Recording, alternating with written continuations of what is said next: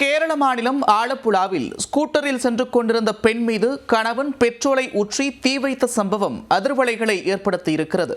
குடும்ப தகராறில் நடந்த இந்த கொடூர சம்பவத்தின் பின்னணி என்ன?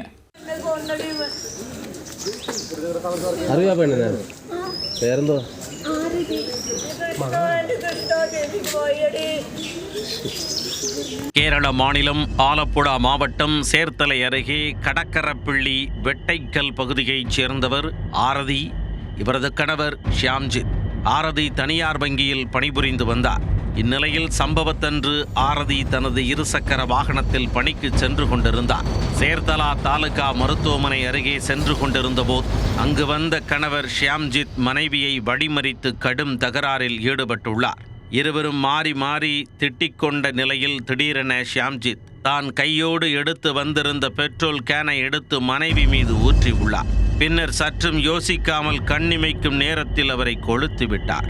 இதனால் கொழுந்துவிட்டு எரிந்தவர் சில நிமிடங்களில் தரையில் விழுந்து துடிதுடித்தார். இதை பார்த்த அக்கம்பக்கத்தினர் பதறி அடித்து ஓடி வந்து தீயை அணைக்க முயன்றனர். ஆனால் ஆரதியின் உடல் முழுவதுமாக தீப்பற்றி ஆடைகள் முழுவதும் எரிந்து போயின. வேறொரு துணியால் உடலை மறைத்த பொதுமக்கள் உடனே மருத்துவமனைக்கு கொண்டு சென்றனர்.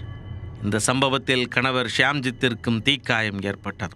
தீக்காயம் ஏற்பட்ட இருவரும் வண்டானம் மருத்துவக் கல்லூரி மருத்துவமனையில் அனுமதிக்கப்பட்டனர். முதற்கட்ட விசாரணையில் குடும்ப தகராறு காரணமாக கணவன் இந்த கொடூர செயலில் ஈடுபட்டுள்ளதாக தெரியவந்துள்ளது. பலத்த தீக்காயம் ஏற்பட்ட ஆரதி உயிருக்கு ஆபத்தான நிலையில் சிகிச்சை பெற்று வந்த நிலையில் பரிதாபமாக உயிரிழந்தார்.